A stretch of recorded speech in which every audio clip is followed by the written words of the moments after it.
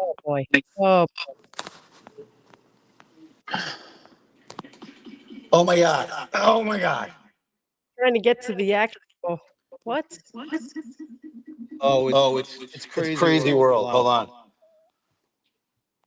I gotta figure out the phone thing. It's echoing like a fucker. Just shut down your internet. Don't do anything else. The web page. No, I like what you know how it is on the phone. I don't want to end the whole stream. All right. No, you just have to close the website. Just let me get the thing up.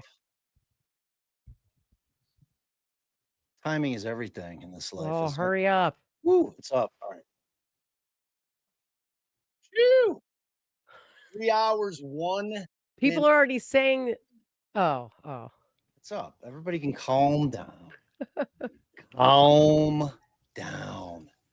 That always makes people really calm when you tell them calm down. So they waited 1 minute longer than Charlie.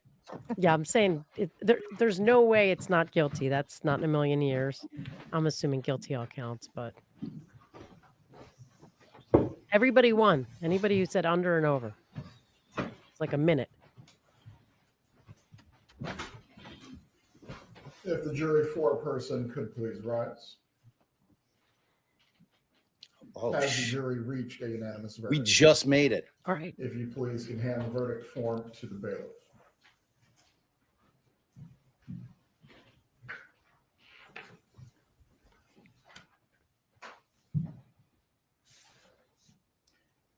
Having reviewed the verdict form, it is in its proper order. At this time, I will publish the verdict. Wow. She's got to know. We, the jury, find as follows as the count 1 of the indictment, first-degree murder. The defendant is guilty of first-degree murder. Mrs. Adelson, control yourself. Count 2.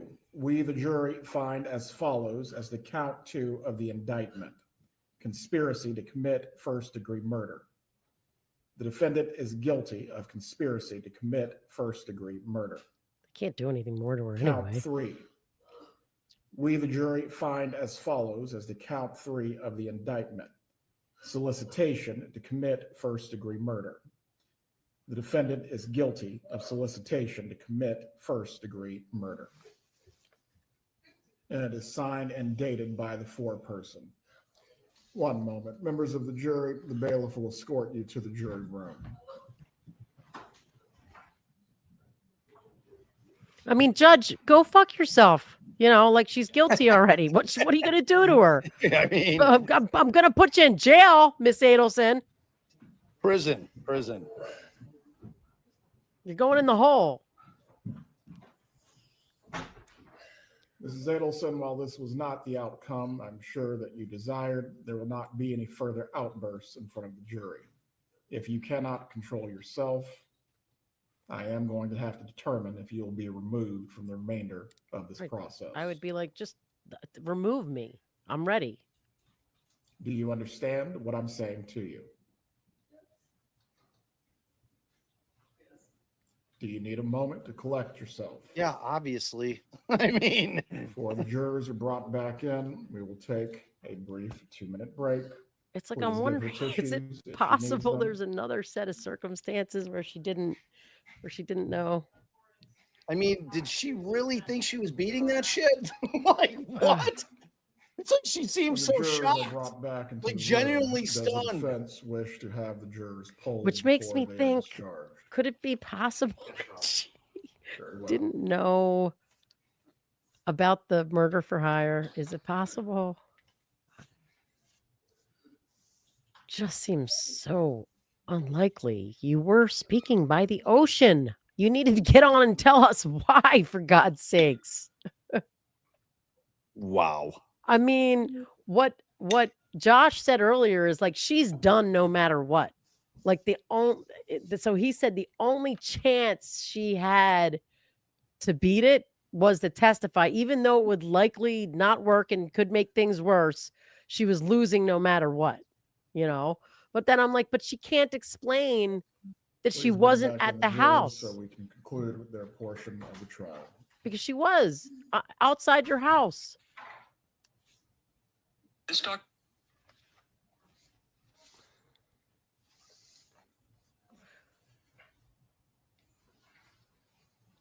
You were outside his house, dude. You were outside his house. You had. Yeah, her tiny ear canals are fucked because it's really loud in prison. Wow.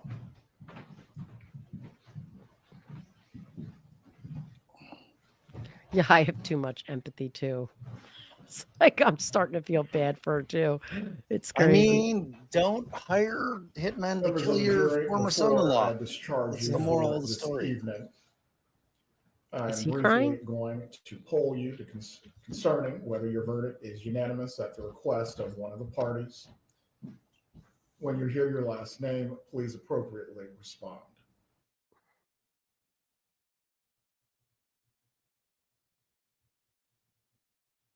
Well, why didn't he just do the numbers so we could hear them give? I'd like to hear them give their. Oh, polling. Yeah, because you can hear like in their voice. They're all clear. It's all their verdicts.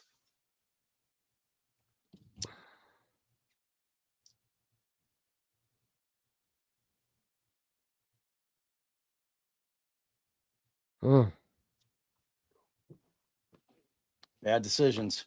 I mean, if she knew, Wendy knew. I don't know. Man, oh man. I mean, the defense had to know, like, if there's any alternate universe where somehow, some way she didn't know, then she sure as fuck needed to explain it, because I'm hard pressed. If I'm hard pressed to find a reasonable doubt, you know, why the fuck are you talking by the ocean about you being the victim of a crime? You know why? Because they're guilty. She's guilty.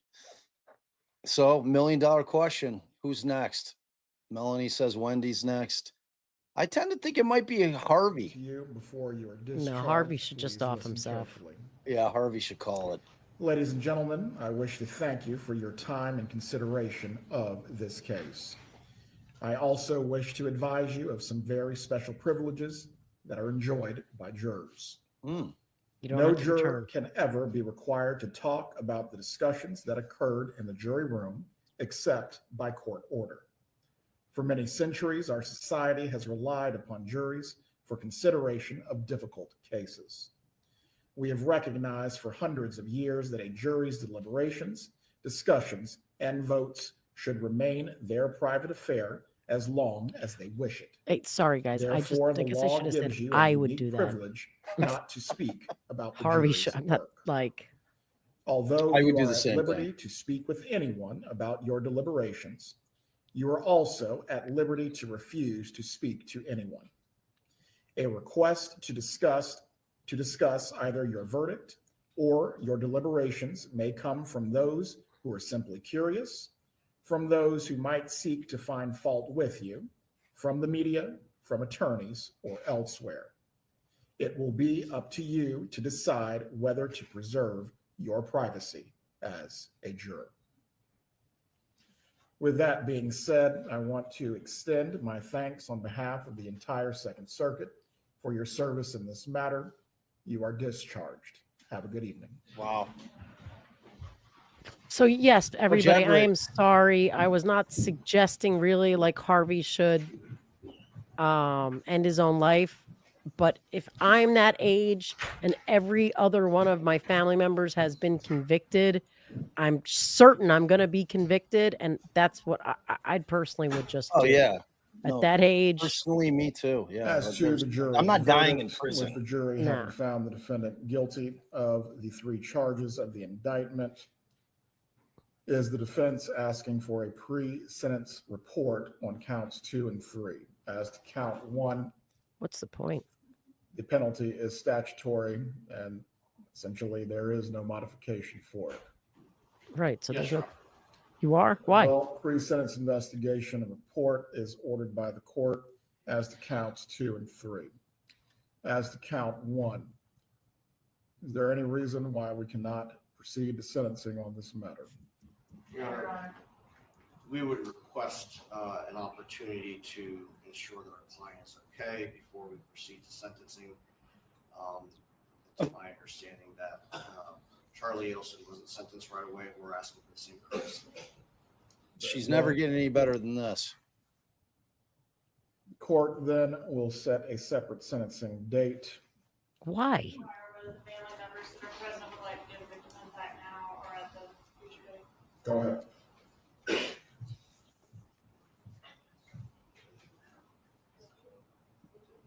She's like, I can't sit through that now. That's probably why she didn't want to do it.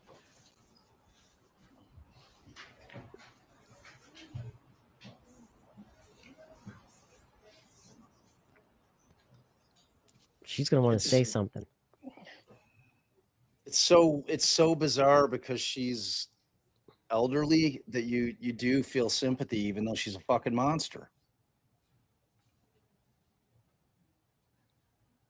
It's so weird. I feel kind of bad for her, but she's doesn't deserve it. She made this bed. She's She had paying to the have. price.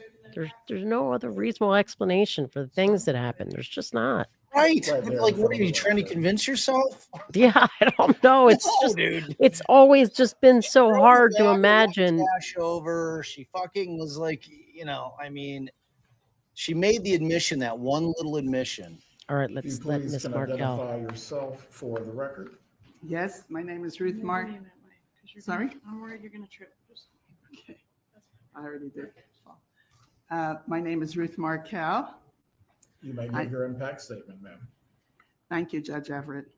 To the Honorable Judge Everett, my name is Ruth Markel. I am the mother of the late Dan Markel. I stand before you today to express the profound sadness and grief that Dan's family and I have endured since his tragic murder. We have lost a treasure. My son's Dan's life was cut tragically short at 41 years old. For 11 years, we have been forced to a life filled with unimaginable pain and heartbreak. Dan's father, Phil, and his sister, Shelley, share in this unending sorrow. Dan was a devoted father, brother, and son. Dan's life was marked by his devotion to family, education, and community. He was a loving, caring, and inspiring person. His academic journey included studying politics and philosophy at Harvard University, earning a master's degree later in political theory from the Hebrew University of Jerusalem and Emmanuel College in Cambridge, and later going back to Harvard to get a law degree. Dan was a prolific scholar and did start, co-founded the influential Prof's blog. His energy, drive, and sociability greatly enriched the FSU College of Law. Dan's life was filled with passion, music, dance, sports, travel, and people. But of all my son's accomplishments, however, I am most proud of the devoted father Danny was to his 2 sons, Benjamin and Lincoln. Dan was present, loving, and supportive, always putting his children's well-being first. He regularly attended the boys' daycares, reading with them. His office was filled with their drawings, and his home, his living room, filled with their toys. He then was the boys' hero, and they have been forced to grow up without a father. Dan's murder has shattered our family and caused deep permanent pain. This was a particularly senseless crime, and the murder was particularly insensible. It was not revenge. Dan was a law-abiding and respectful citizen, an active father, and a living son. His life was devoted to teaching and helping others. The pain and suffering of Dan's murder goes well beyond other families too. That is why I wrote the book, A Mother's Unveiling, The Unveiling, A Mother's Reflection on Murder, Grief, and Trial Life. In my unrelenting grief, I turned to advocacy, to feel purpose, and to help others with these tragic losses. I have found meaning and comfort to connect with others who want to serve justice. To all the community of journalists, TV programs, podcasters, Tallahassee communities, and the allies who have put their hearts in keeping Danny's story alive, we are full of thanks. To law enforcement and prosecutors, our gratitude is beyond for their dedicated, careful perseverance in seeking justice for Danny and our family.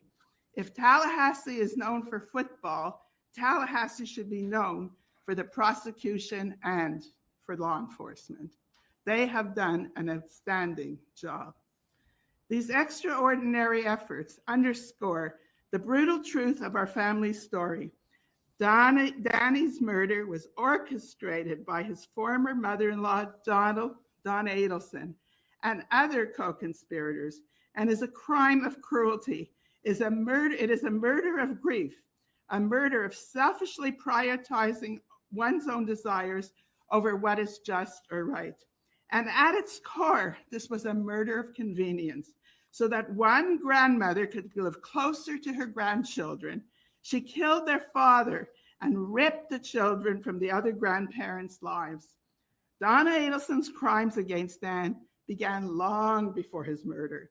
She belittled Dan in front of his children. She spread lies about him and contributed to a brutal separation between Dan and Wendy. She rented the house, and Dan came home and he found that Wendy and the boys were gone with most of their belongings.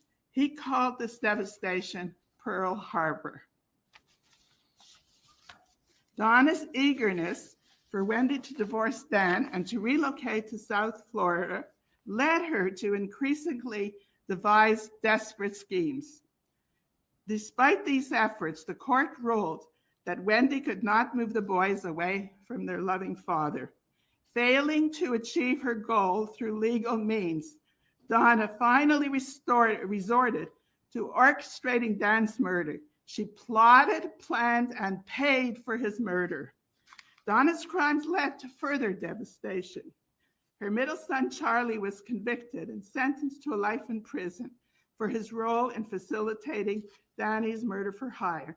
Can you imagine a mother involving a son to complete a murder? Donna's eldest son, Rob, an honest and decent man, is estranged from the family, and her younger child, Wendy, has decided once again to relocate to another state. Her actions and those of her co-conspirators have caused children to lose their parents. Catherine McBanowitz, Freda Garcia, and Charlie Adelson, also convicted, are all convicted for life and have lost access to their children. Prior to her arrest, Donna's recorded phone calls with Charlie reveal their lack of a moral compass or capacity for self-reflection. She blames external forces for her family's curse. They're outside of her, but she is the curse, and lashes out angrily at witnesses who took the brave step to testify. Her modus operandi has always been to run from Tallahassee and then to try to flee to Vietnam. For our family, there is no such prospect for escape. Danny's absence, and that leaves a hole at the center of our lives. no matter where we go. Yet Dan's murder was not enough for Donna. His death was not enough. Danny had to be fully erased from his beloved sons. The boy's last name was ever changed, an extraordinary decision to excise the Markell name from Phil's only grandsons who shared his last name. And after the first arrests were made, Donna didn't allow the Markell family to have access for over 6 years. It was only when there was a phenomenal Tallahassee advocacy group that passed the Markell Act. The passage of this bill was immediately followed by our first invitation to see the boys after the arrest. The door only cracked open. Despite these efforts, we remain excluded from the boys' lives. We were not at their bar mitzvahs or graduations. We have extremely highly choreographed visits and communications. We only wait for the day that Benjamin and Lincoln will visit their father and his grave, and his father's history, and his grave in Toronto. We want nothing more. The facts of Danny's murder, are difficult to swallow. The experiences Phil, Shelley, and I have been forced to suffer are profound as homicide survivors and victims of the criminal system. The lives of Danny's 2 sons, our grandchildren, were forever turned upside down by this crime. Benjamin and Lincoln were only preschoolers when their father was murdered, and now they are forced to confront and try to understand the unthinkable crimes of murder and the Adelson's involvement. Our lives will never return to normal. For those who loved Danny and for those who Danny loved, there is no escape from the wicked effects of what Donna Adelson set in motion, carried out, and paid for, and for many years enjoyed the aftermath of. Donna Adelson has caused immense devastation and an untimely, undeserved murder through her actions. While no trial or verdict can ever heal the profound wounds caused by Dan's murder, justice must be served. I respectfully ask the court to impose the maximum sentence on Donna Adelson. Her lack of cooperation and remorse throughout the case demands justice, the justice that Dan's life and memory fully deserve. We are immensely grateful to the court for its careful and compassionate deliberation. Respectively, Ruth Markell. Thank you, Ms. Markell. Are there any other Ruth victim burned her impact down statements this evening? One more.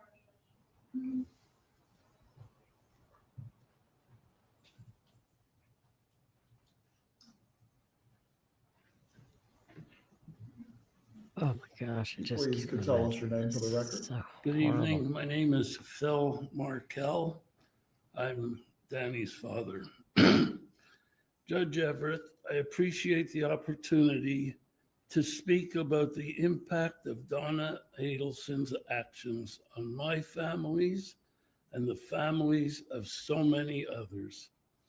While this victim impact statement is addressed to you, Your Honor, it is also intended for the Adelson family, Harvey, Charlie, Wendy, and particularly Donna.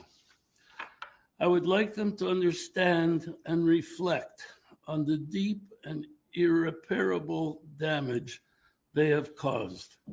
The pain that they have caused my family is obvious and permanent, but they have also caused lifelong harm to their own immediate family and so many other families and children around. Donna's selfishness, cruelty, and complete disrespect for human life, along with that of her co-conspirators, have left families forever broken.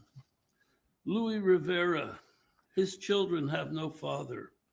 Catherine Magbanawa and Sigfredo Garcia, their children have no parents. Charlie Adelson, His son, Roman, has no father. Rob Adelson and his wife and their 2 children have lost their uncle and grandparents.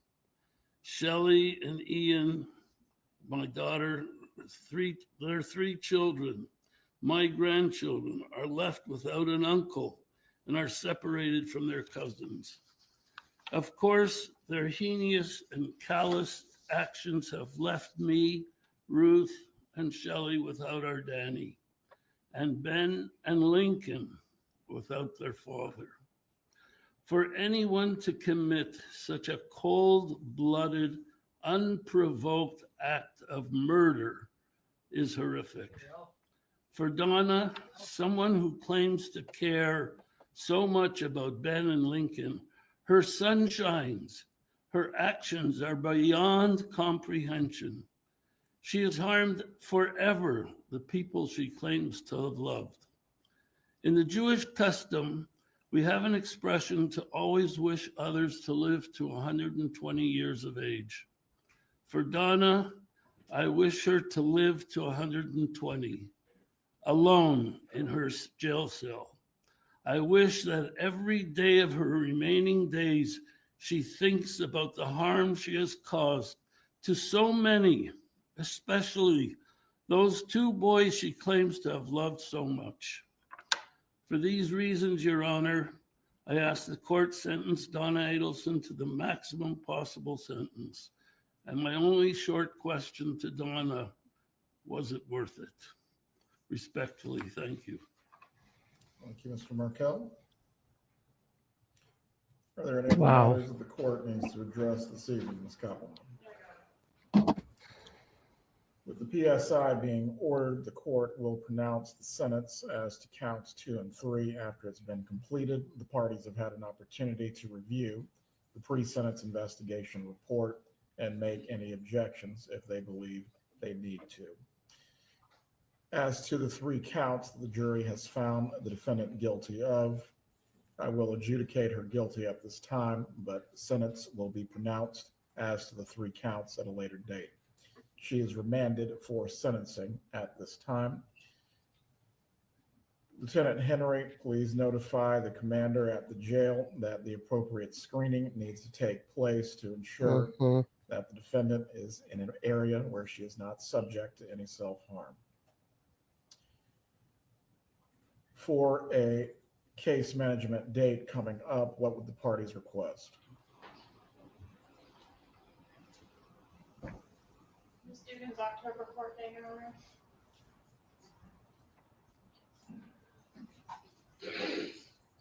She's like, I don't want them to keep me where I can't self-harm. That is 10/14, is that correct, Ms. Dugan? October 14th for case management at 2:30 p.m. That will be in the normal courtroom 3B. Patricia, if you can make sure that the notice goes to DOC so they are aware that the PSI needs to be completed as soon as possible. Thank you. We are in recess at this time. We will reconvene on October 14th. Have a good evening, everyone.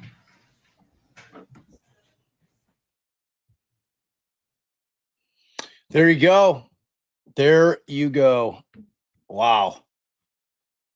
Like, it's almost surreal to have Donna sitting there in that chair, having just been found guilty, and then having Dan's parents. You know, you've got these 2 sets of parents that were involved in their kids' lives, and just having them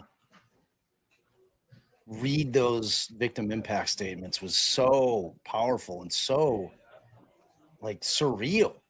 You know, it's like shit, like they've been wanting to say that shit to Donna for 11 fucking years. You know?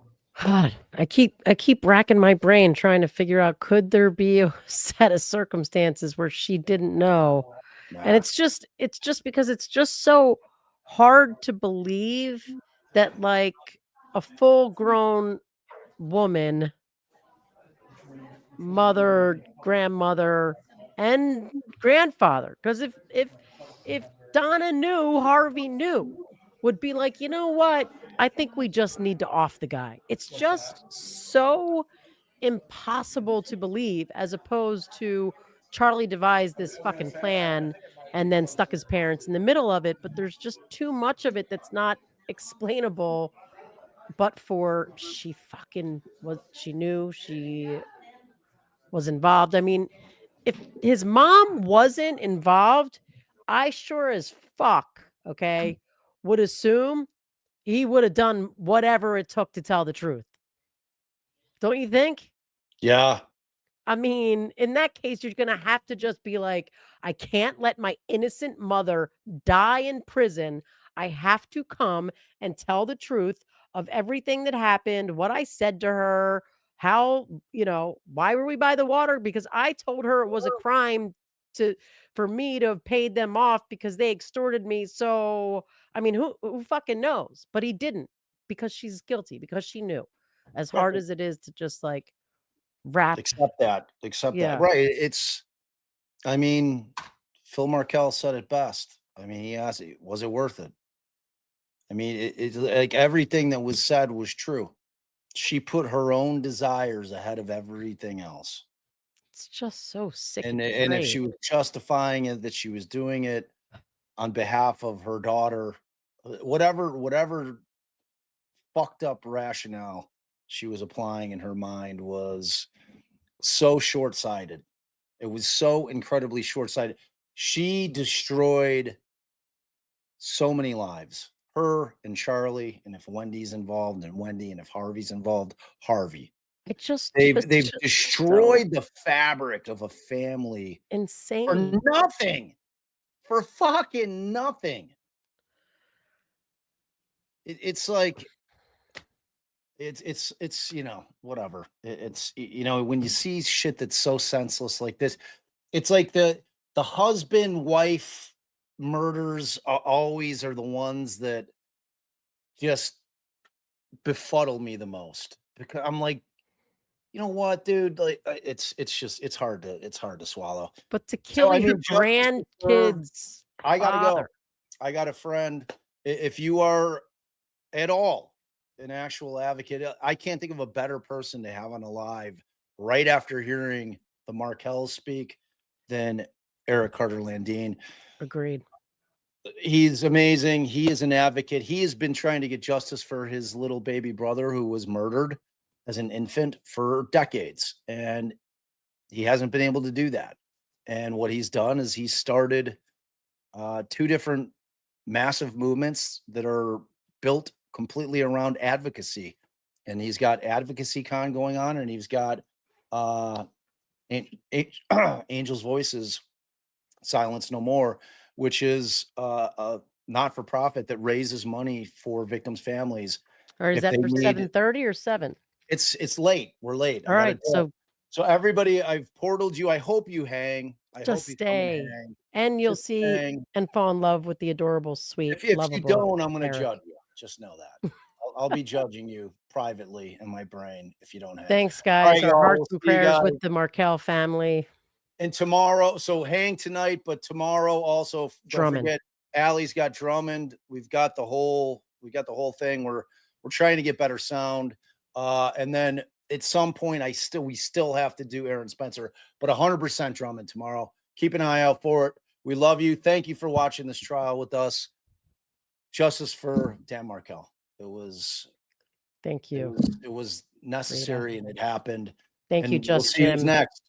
We'll see who's next. Thank you, Cyber Chicken Boston. I'm ending it. Okay, thanks, Shannon. All right, thanks, Gal. Bye.